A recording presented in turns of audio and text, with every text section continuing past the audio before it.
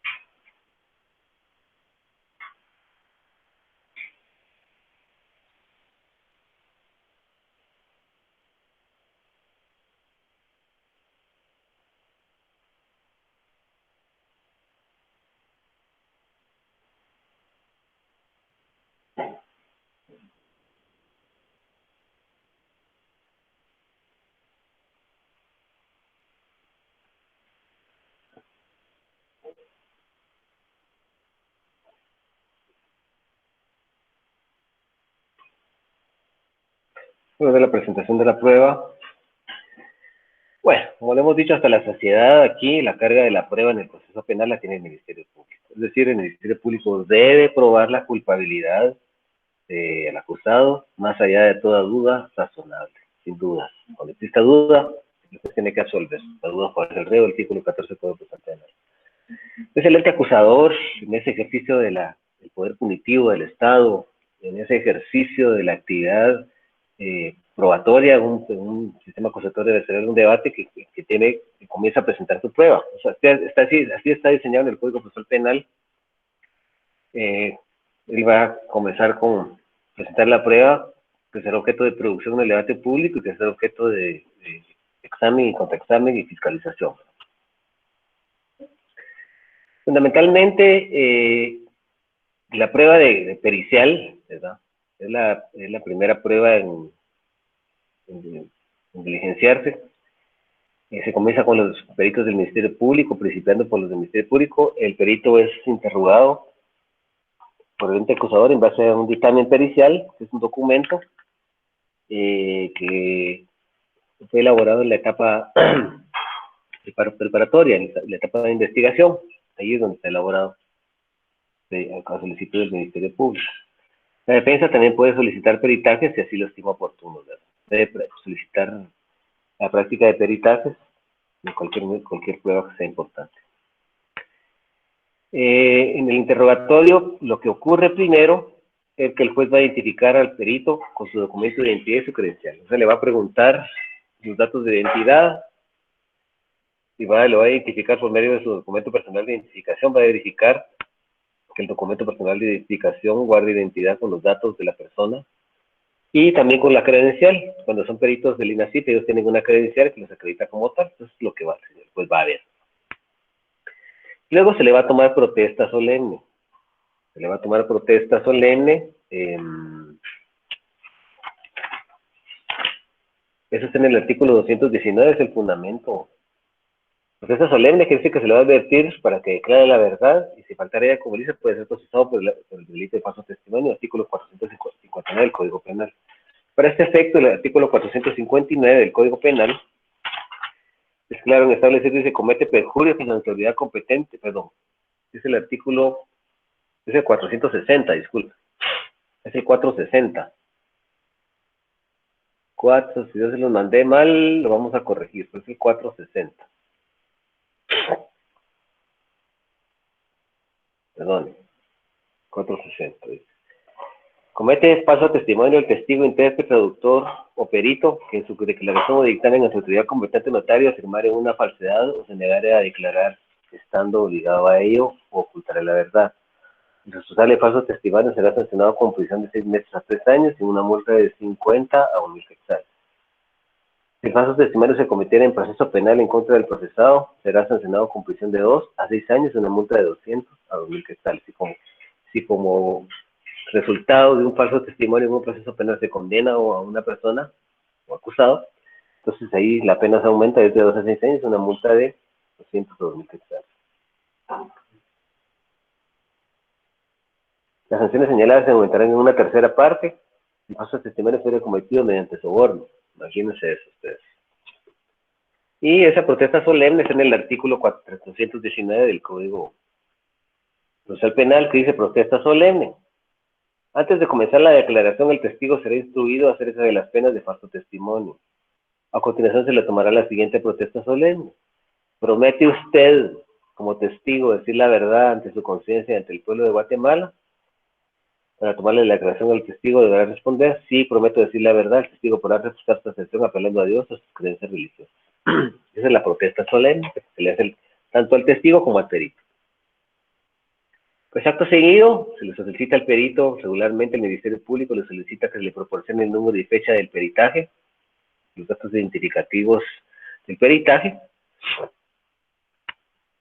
Debe indicar que el sujeto procesal que lo requirió para elaborarlo, en este caso va a decir, bueno, me requirió el Ministerio Público, me requirió la defensa, el querellante, los datos de referencia del caso, y luego es cuestionado sobre los objetivos del peritaje. Vamos a analizar un peritaje después cuando terminemos esto para que lo veamos. Yo creo que ustedes tienen uno en su teoría del caso. Y es cuestionado sobre los objetivos del peritaje, el contenido del peritaje, y lo último que se le pregunta son las conclusiones. El artículo 376 y 378 es más parco, ¿verdad? Pero sí en la realidad ocurre, se le preguntan más que las conclusiones. El artículo 378 establece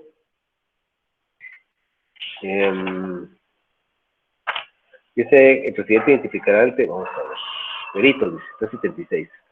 Dice, escuchen esto, el presidente hará leer las conclusiones de los dictámenes presentados por los peritos. Si estos hubieran sido citados, responderán directamente las preguntas que le formulan las partes, sus abogados o consultores técnicos en los miembros del tribunal. De ese orden, comenzando por quienes ofrecieron el medio de prueba. Si resultara inconveniente, el tribunal podrá disponer que los peritos presencien actos del debate. Estas disposiciones es en lo pertinente a los intérpretes. Nosotros analizamos aquí, vemos por aquí. Vamos a ver por aquí. Entra la cuestión.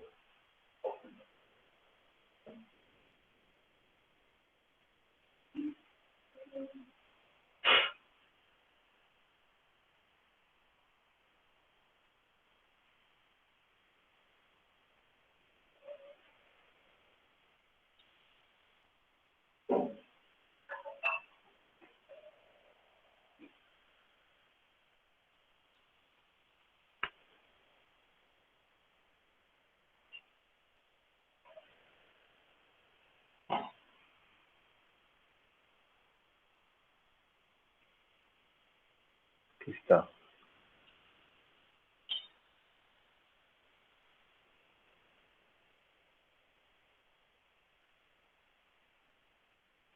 Nosotros vemos por acá, aquí voy a poner un peritaje. Tenemos un peritaje por acá.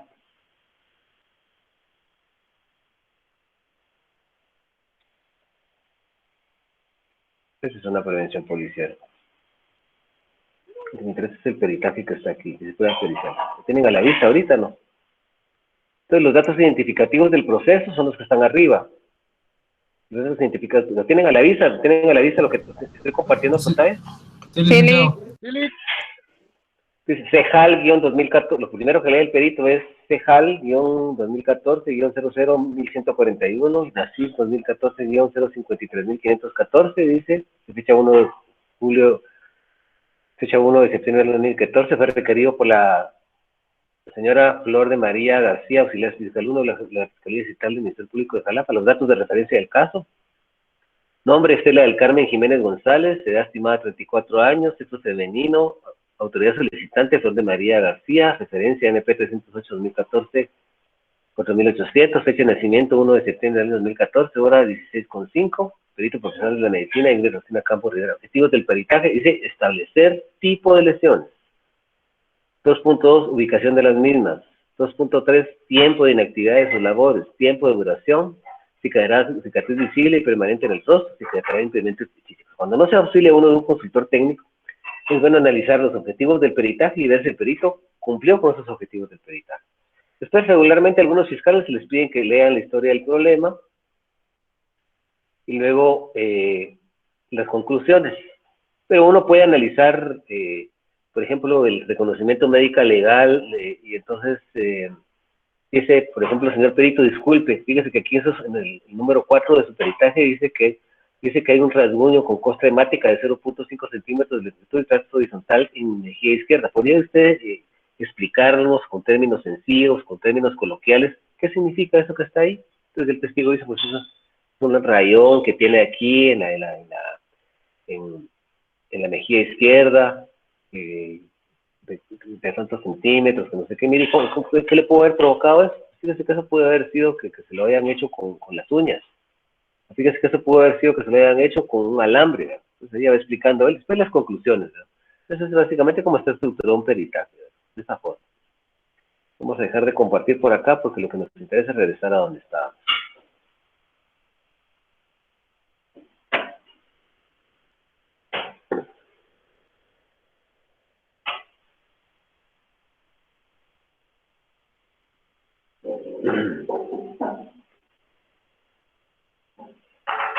Bueno, eso es lo que se le pregunta al perito y luego cuando el Ministerio Público termine de interrogar, la defensa debe interrogar al perito. Y para la defensa técnica es un poquito difícil interrogar a un perito porque los peritos son personas versadas en una materia, son personas versadas en balística, son personas versadas en psicología forense, versadas en psiquiatría forense, versadas en medicina forense, versadas en alguna ciencia, arte o técnica o profesión. Entonces, yo lo que hago es que siempre analizo el caso, y regularmente cuando el aspecto de la prueba nuclear es psicológica, llevo un consultor técnico en materia psicológica, que es un profesional que va a interrogar al perito. Si llega el consultor, o sea, si la defensa está sola, sin consultor técnico, la defensa tiene que estudiar. Yo a veces he entrevistado psicólogos, médicos forenses, para poder analizar bien, pero si no, lo que hago es de una vez, cuando preparo mi teoría del caso, del principio, yo busco un psicólogo, he buscado también expertos en balística, médicos forenses también que se prestan a consultorías técnicas para que ellos interrogan al perito, ¿verdad? Que ellos lo interrogan. Entonces, lo puede hacer la defensa técnica, porque hay que saber, la defensa técnica a veces no sabe de psicología, de medicina forense, de psiquiatría, de balística de efecto, de planimetría, de ese tipo de ciencias, ¿verdad? Entonces hay que buscarse un experto que él pues nos ayude para armar nuestra teoría del caso, ¿verdad? Nosotros analizamos nuestra teoría del caso y establecemos realmente dónde vamos, y entonces el consultor técnico lo que va a hacer es destruir el peritaje, lo va a destruir, ¿verdad? Entonces el examen lo hace el fiscal cuando va obteniendo de él su declaración pericial lo que quiere probar. Fundamentalmente para probar el examen de un perito sería para mí y único preguntarle el objetivo del peritaje, cuáles son sus conclusiones y para arribar a ellas, cómo llegó a ellas. Y preguntarle algunas lesiones que puedan ser de nuestro interés, por ejemplo, trayectorias de proyectil de arma de fuego, porque es que habían restos de sangre en tal parte, porque tenía cabellos en la boca, etcétera. Cuestiones así que sean interesantes. Eso es el contraexamen, que eso lo vamos a ver más adelante. Entonces, pues la defensa lo puede interrogar personalmente o utilizando un consultor técnico, que va a interrogar al perito, ¿verdad? Después de que se examina a los peritos de la defensa técnica del Ministerio Público, luego son examinados los peritos de la defensa técnica. La defensa técnica realiza el interrogatorio y luego le realiza el Ministerio Público. El que realiza el primer examen, el que interroga primero se llama examen. Y el que realiza el interrogatorio segundo es contraexamen. ¿Sí? Contraexamen. Vamos a la hora del examen de testigos. Y los testigos del Ministerio Público son los primeros que deben ser objeto de examen mediante interrogatorio. ¿Por qué examen? Porque el Ministerio Público va a extraer de ellos información que lo que pretende es demostrar la culpabilidad más allá de toda razonable del acusado. Es el examen, tratar de obtener datos, tratar de obtener proposiciones fácticas, ¿sí? Tratar de obtener circunstancias de modo, tiempo y lugar a través de hechos, que el testigo va a ir reconstruyendo poco a poco con su dicho, con su testimonio, con su deposición. Y después de eso, vamos a explicar qué es el contraexamen después. El testigo fundamentalmente es advertido, ¿verdad? Se le protesta también, igual que al perito, para que se manifieste con la verdad. Caso contrario, pues va a ser procesado por delito de falso testimonio. Le habíamos explicado con antelación y lo leímos. Y la protesta también ya la leímos. El juez va a identificar al perito por medio de su documento de identidad, que es el documento personal de identificación, si fuera un extranjero, por medio de pasaporte. Si fuera un guatemalteco residente en Guatemala, por medio de su DSI, que le acredita su residencia. Luego, es interrogado para que proporcione sus datos personales, requiriendo primero su nombre, su edad, estado civil, profesión o oficio, lugar de origen, no sé si lugar de origen es donde nació, el domicilio, que es la circunscripción departamental, una persona que tiene domicilio, por ejemplo, en Flores, Petén, o una persona, es el departamento del Petén, una persona que tenga su residencia, por ejemplo, en Monjas, su domicilio es el departamento de Jalapa. Luego la residencia, que es el sector o colonia donde él vive, o sea, la dirección de donde uno vive, tercera calle, 420, zona 5, barrio La Democracia, Jalapa. Se le pregunta si conoce a los imputados y agraviados, si tiene parentesco con ellos, amistad en enemistad y en qué grado. Es importante establecer que el juez de establecer si hay algún vínculo de prohibición, algún vínculo alguna declaración que pueda dañar a las personas que pueden abstenerse de declarar, establece que regula la ley específicamente que está en el artículo 212. Dice excepciones de la obligación de declarar. Y ahí dice, no están obligados a declarar, dice, los parientes cuando sus declaraciones puedan perjudicar a sus familiares dentro de los grados de la ley, los adoptantes y los adoptados. Entonces, si fuera su esposo, si fuera algún pariente, pues él puede decir que es su esposo, que es su pariente y que no va a declarar. Después le pregunta, mire, pero aquí puedo establecer que usted es tío del acusado, que usted es hermano del acusado. La ley establece que usted no está obligado a declarar porque su declaración le puede perjudicar. Entonces,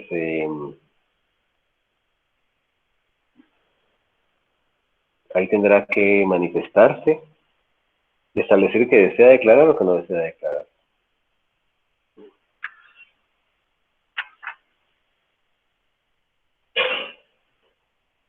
Y en estas excepciones entran, dicen, no están obligados a declarar, a prestar declaraciones de los parientes cuando sus declaraciones puedan perjudicar a sus familiares dentro de la ley, los adoptantes y adoptados, y los tutores, pupilos, recíprocamente. El tutor es el que representa al pupilo, ¿verdad?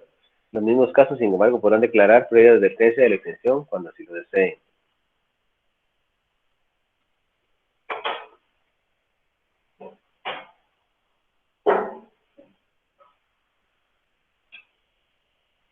Dice,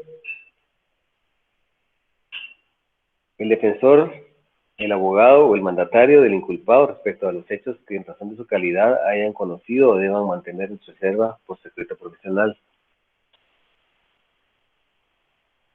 Quien conozca un profesional del derecho que debe guardar secreto profesional o un profesional de cualquier otro tipo de profesión, un médico, por ejemplo, que tenga que abstenerse de declarar, que tenga, o sea, algún médico, algún profesional que conozca de un secreto que él debe de permanecer ese secreto en resguardo, ¿verdad? Porque fue recibido bajo esa característica, con ese objetivo, entonces puede abstenerse de declarar, y si así lo desea, puede declarar, él lo puede hacer, pero es importante esa circunstancia, ¿verdad?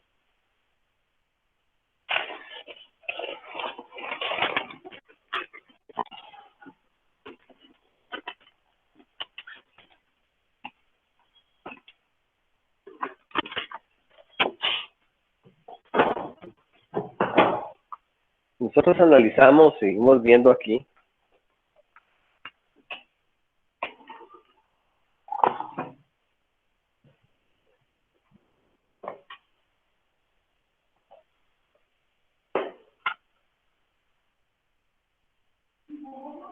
Dice, quien conozca el hecho por datos suministrados por particulares bajo garantía de confidencialidad legalmente prescrita. Hay personas que por ley tienen que guardar cierta confidencialidad.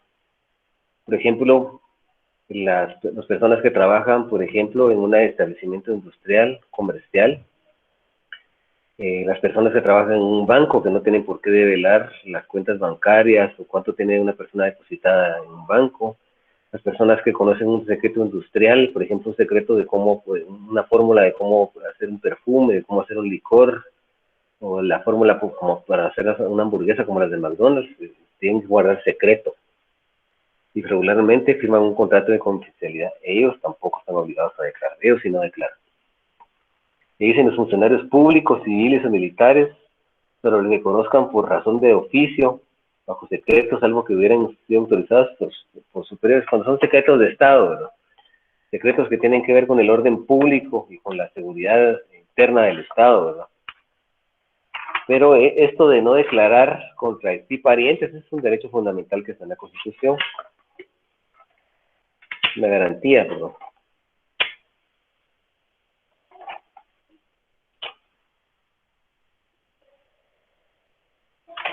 Aquí está un artículo.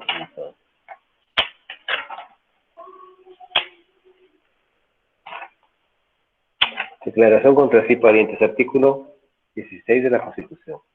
En el proceso penal, ninguna persona puede ser obligada a declarar contra sí misma, contra su cónyuge, persona unida de hecho legalmente, ni contra sus parientes dentro de los grados de ley. Ahí está eso. Esa declaración le perjudica, puede invocar esta garantía, entonces no declara. El testigo va a ser escuchado por quien va a ser interrogado por quien lo propuso. Los testigos es importante establecer que después de interrogar al ente acusador, interroga a la defensa. Luego son escuchados los testigos de la defensa técnica comienza realizando el examen, la defensa material, el acusado también podría preguntar. Acto seguido, el Ministerio Público procede a realizar su interrogatorio. En ese orden es que nos vamos. De ahí la prueba documental, la cual se recibe, primero la ofrecida por el Ministerio Público y luego la ofrecida por la defensa técnica, y se procede a incorporar esos documentos mediante su lectura y su exhibición a los sujetos procesales.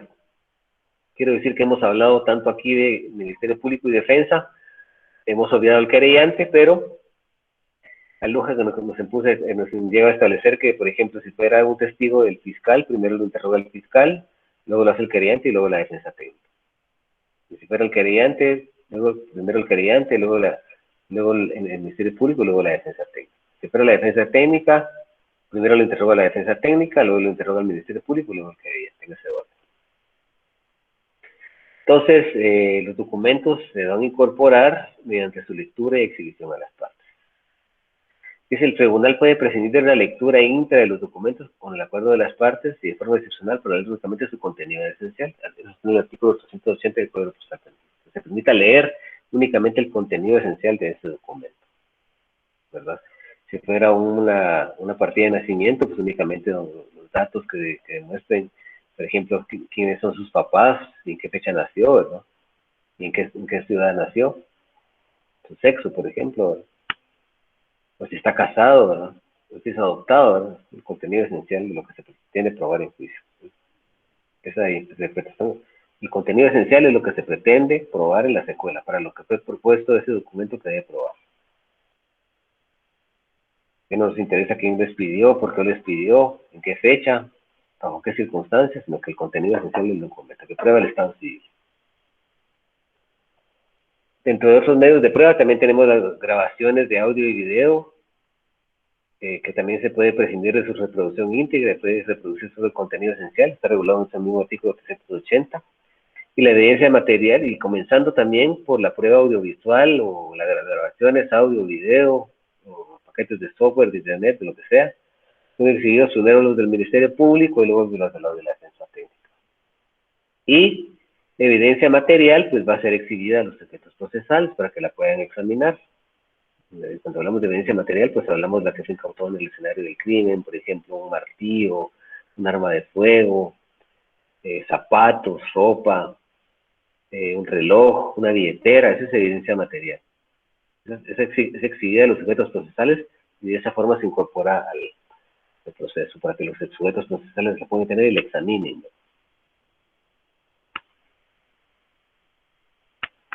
Dice: de oficio o a petición de parte, el tribunal puede ordenar la recepción de nuevas pruebas. O sea, el tribunal puede de oficio, por voluntad propia del tribunal o a petición de alguno de los sujetos procesales, petición del Ministerio Público, de la Defensa Técnica o del querellante, la recepción de nuevas pruebas. Pero estas pruebas tienen que, una característica de estas pruebas es que tienen que ser útiles e indispensables para esclarecer la verdad histórica. Recuerden que uno de los, con base a qué, el artículo 5, ¿cuáles son los fines del proceso? ¿Cuáles son los fines del proceso según el artículo 5? Los fines del proceso según el artículo 5 es la averiguación de un hecho de señalado como delito o falta, las circunstancias en que puede haber sido cometido, el establecimiento de la posible participación del sindicado.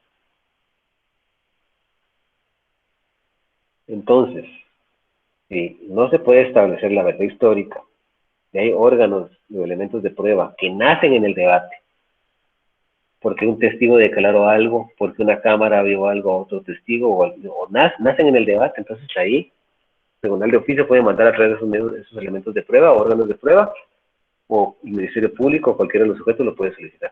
Tiene que nacer en el debate. No puede ser prueba que se practicó en la etapa intermedia y que en la etapa preparatoria y que se quiere traer maliciosamente al debate. Eso lo quieren hacer a veces algunos fiscales, algunos defensores quieren sorprender a su contraparte, con prueba que no pudieron introducir en la audiencia de procedimiento de prueba porque no tuvieron la habilidad adecuada, o porque era una prueba que era impertinente o ilegal o innecesaria, y la quieren traer en la etapa de la nueva prueba, pero no está permitido, no se permite, no está permitido traerla al proceso, sino que tiene que ser prueba que nazca en el debate, ahí tiene que nacer, porque un testigo declaró algo, mencionó alguna evidencia material que podría estar en algún lugar, algún documento, o declaró que había algún otro testigo que estaba presentando el hecho, entonces se le puede llamar, pero tiene que servir otro requisito sine qua non que tiene que tener, otra condición sine qua non, esclarecer la verdad histórica, si no, no es factible. Tenemos otra etapa que es la reapertura del debate. Cuando se concluye el debate, los jueces se retiran a deliberar en sesión secreta, que van a deliberar y van a aprobar y a votar todas las cuestiones que tienen que ellos que deliberar y votar, porque ellos se ponen de acuerdo. Eso ya lo habíamos visto en su oportunidad, que tenían que deliberar, ¿verdad? Ellos van a deliberar en primer lugar sobre las cuestiones previas, sobre los incidentes, sobre la existencia del delito, la responsabilidad penal del acusado, si es autor o cómplice, la calificación legal del delito, ¿verdad? Si es homicidio, si es parricidio, si es homicidio cometido en estado violenta, la pena que ellos van a imponer, ¿verdad? La reparación digna, las costas judiciales, ¿verdad? Entonces, cuando ellos están deliberando, deliberar es ponerse de acuerdo en cuanto a esos presupuestos que analizamos, si van a tener por probado alguno de esos presupuestos mediante su votación, pueden establecer que necesiten de alguna prueba, de alguna nueva prueba que ninguno de los sujetos procesales solicitó y que a ellos se les escapó pedir, entonces mandan a pedir nueva prueba, nueva prueba, tiene que haber nacido en el debate. Bien, no puede ser no nacida en el debate.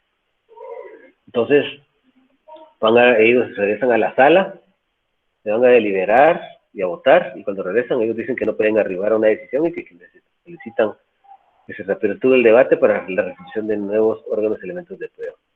Reciben uno de esos nuevos órganos y elementos de prueba, entonces ahí ya se van a deliberar otra vez y a dictar sentencia. Y aquí vamos a terminar con esto. No sé si alguien tiene alguna duda de lo que hemos hablado. ¿Tienen alguna pregunta? Las preguntas pueden hacerse ahorita.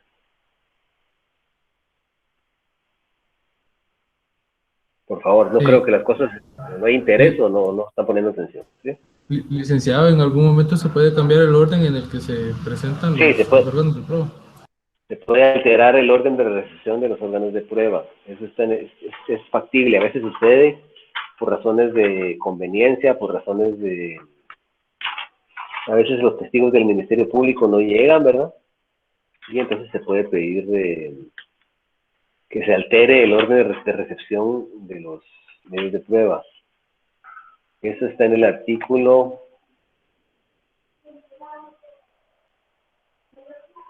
Dice 375. Después de la declaración del acusado, el presidente procederá a recibir la prueba en el orden indicado en los artículos siguientes, en el orden que yo indiqué, salvo que considere necesaria su alteración. Por ejemplo, quieren declarar a un perito y no hay conexión de enlace por videoconferencia, él no puede declarar porque está saturada la sala donde está. O por ejemplo, él viene a declarar al tribunal tuvo un accidente, entonces alteran el orden de prueba, siguen con otro perito, o con los testigos del Ministerio Público, o con los testigos de la defensa, o van a interrogar testigos del Ministerio Público y no vino uno, pueden seguir interrogando a otros, alteran el orden de la recepción de la prueba, no viene ningún perito, ningún testigo, entonces pueden comenzar a recibir prueba documental, prueba audiovisual, pueden alterar el orden, se puede, pero la ley lo permite. La cosa es que no se suspende el debate. Gracias, licenciado. ¿Alguna otra pregunta, por favor? Pero mire, yo no creo que no hayan preguntas que puedan, el debate es demasiado amplio, algo tiene que suceder, o ustedes no están leyendo o no les interesa el curso. Eso puede pasar. ¿Qué es lo que está sucediendo?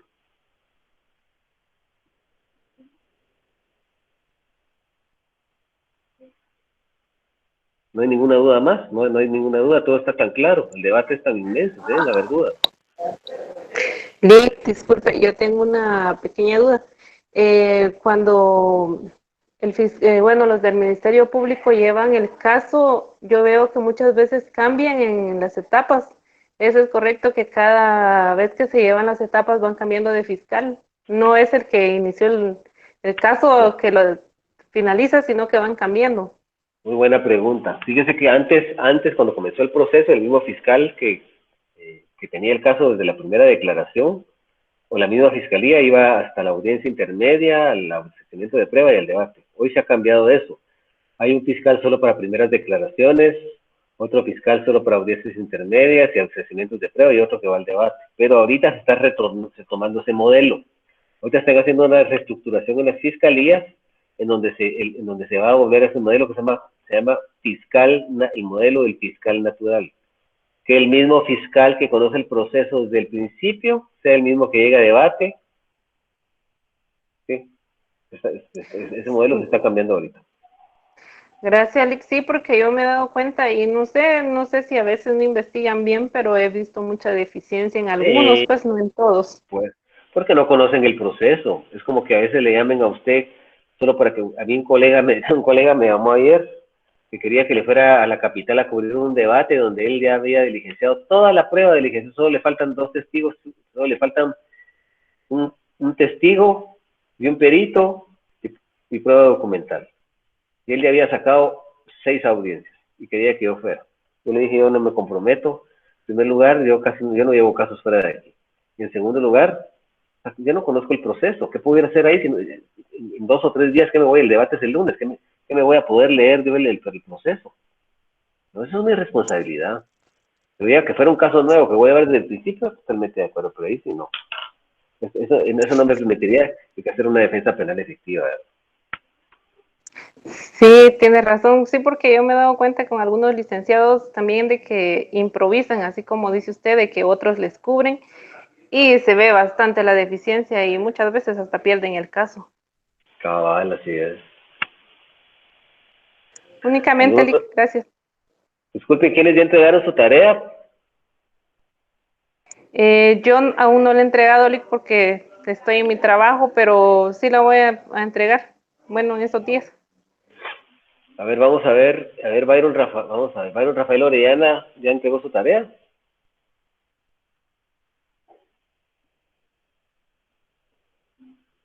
Byron Rafael Orellana.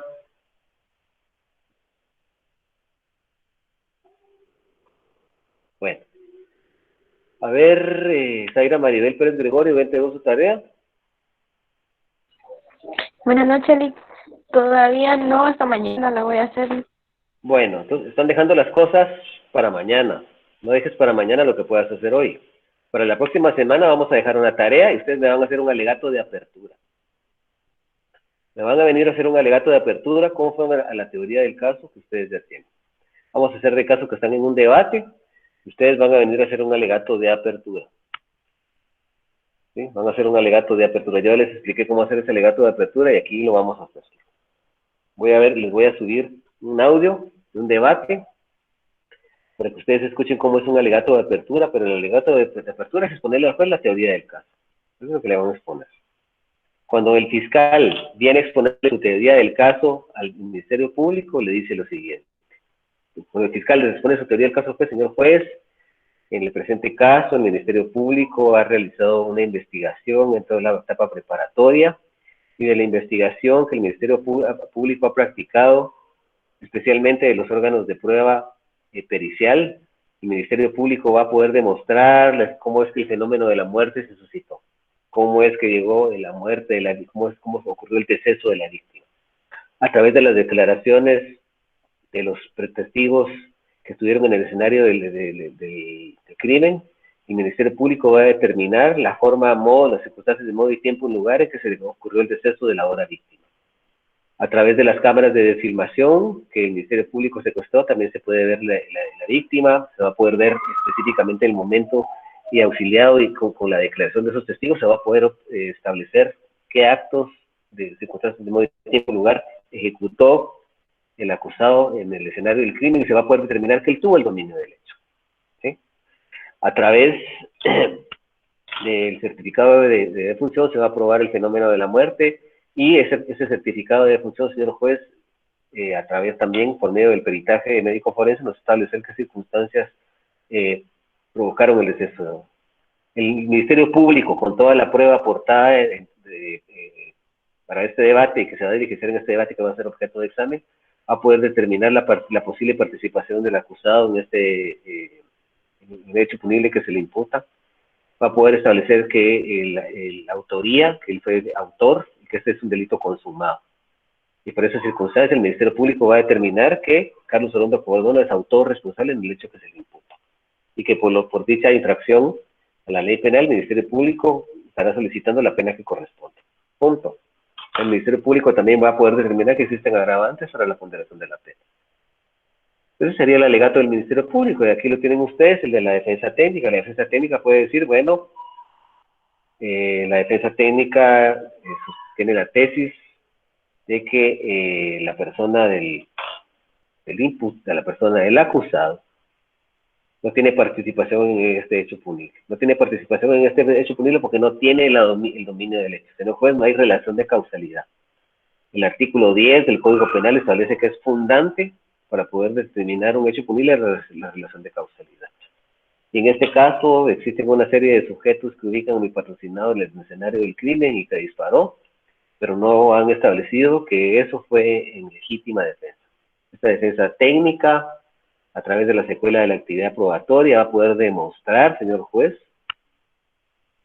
de que mi patrocinado actuó bajo una causa de justificación que es la legítima defensa. Nos vamos a poder probar, señor juez, en este debate que hubo una agresión ilegítima por parte del hoy occiso, que aparte la defensa que hizo el sindicado fue para salvar su vida, que estaba en peligro porque la otra persona cargaba más, porque hay una agresión ilegítima porque esta persona le disparó antes, y si él no se defiende, él hubiera sido el que hubiera provocado su deceso. Y también, señor juez, la necesidad racional del medio de empleado para impedir repeler esa violencia, porque esta persona fue atacada con un fusil de asalto y mi patrocinado se defendió con una escuadra tipo pistola 9 milímetros. Y adicionalmente a eso, se va a poder determinar el tercer presupuesto de la legítima defensa, que hay falta de provocación por parte del defensor.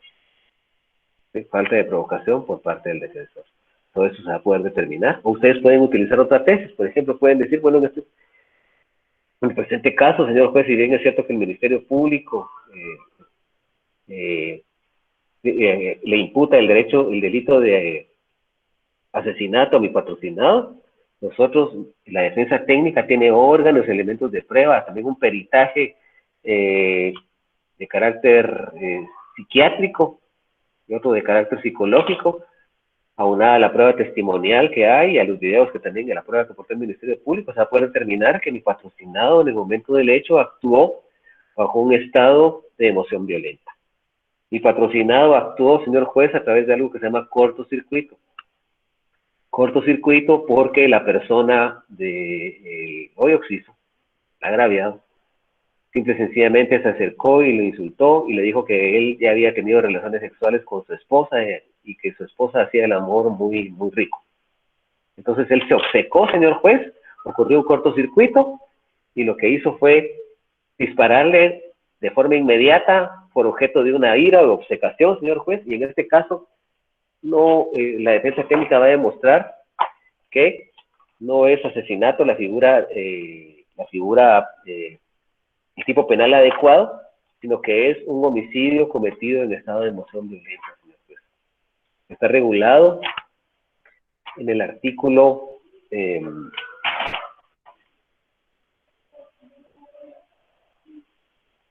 124 del Código Penal, señor juez, que es la figura tipo más adecuada en el presente caso.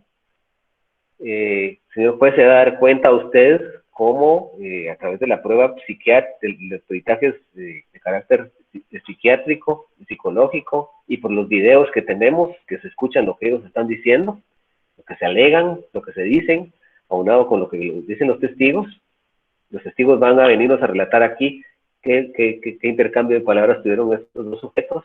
Las cámaras ven específicamente la reacción de obcecación que tuvo mi patrocinado, donde mi patrocinado fue objeto de un arrebato de la ira, y no se puede sancionar bajo la misma perspectiva a una persona que tiene la intención dolosa de matar a otra, más a otra persona que es empujado por un estado de emoción violenta. En el presente caso, la defensa técnica debe demostrar que la figura adecuada es el estado de emoción violenta, y será sancionado con la ponderación de la pena que le corresponda. En este caso, lo vamos a demostrar a través de la secuela de la actividad probatoria. Entonces aquí ya les estoy dando ya ejemplos claros, entonces no me vayan a salir la otra semana con que no saben o que no pueden hacer esto, ¿verdad? Entonces, ustedes ya tienen su teoría del caso, ya la hicieron, entonces eso tiene un valor de 5 puntos para la otra semana los alegatos de apertura.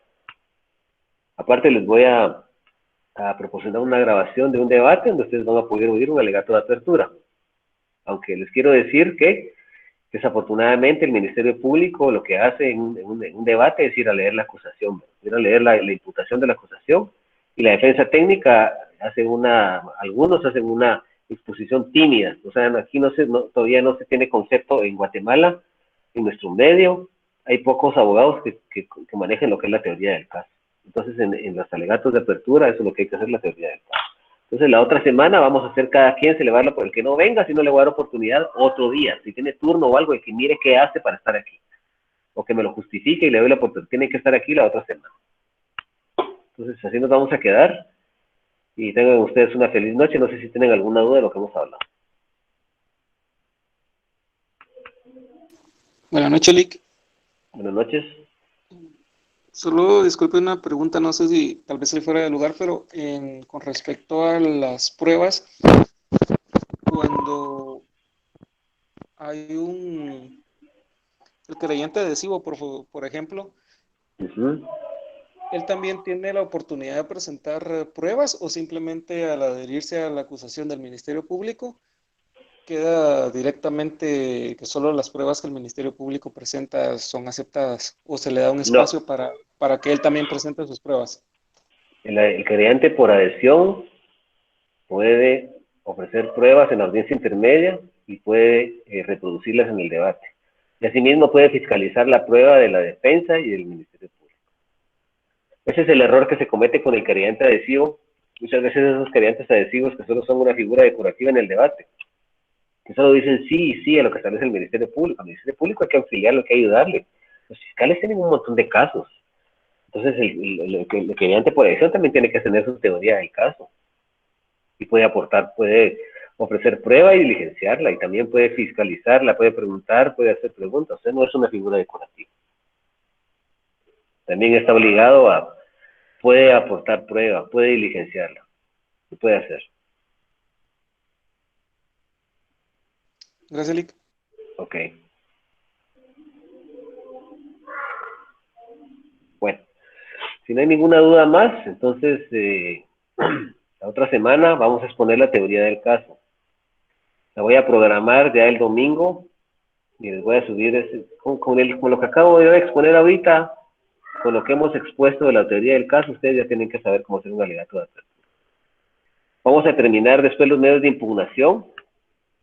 En ese transcurso de los medios de impugnación que los esté desarrollando, les voy a subir, de este caso que les acabo de subir, les voy a subir la acusación y los demás medios de prueba y el ofrecimiento de prueba, y con base a este caso que les subí la teoría del caso, vamos a trabajar en un debate. Vamos a comenzar un debate, vamos a trabajar ya en un par de semanas, comenzamos a trabajar, y ahí vamos a sortear los papeles y la que le toque al que le toque, ¿verdad? Y aquí vamos a sortear los papeles y vamos a hacerlo por acá, por esta vía. Y vamos a ir llevando el debate poco a poco hasta lo que lo terminemos. Tenemos que llevarnos el tiempo que nos llevemos, pero lo vamos a hacer en etapas cortas para que podamos asimilar lo que estamos haciendo. No sé si tienen alguna sugerencia con relación a esto, pues si no nos vamos a quedar por aquí. Me parece bien, licenciado. Gracias. Perfecto. Bueno, entonces se les ha dado material, se les han dado insumos, y ustedes tienen que preguntar, porque el que estudia tiene que tener dudas. ¿Sí? Entonces pregunten, porque eso es importante, no es de uno quedarse callado. Pero nos vamos a quedar por aquí, tengan una feliz noche. Gracias, Lick, igualmente. Igual.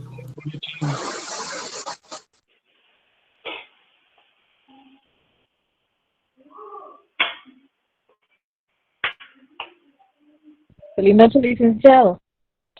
Feliz noche.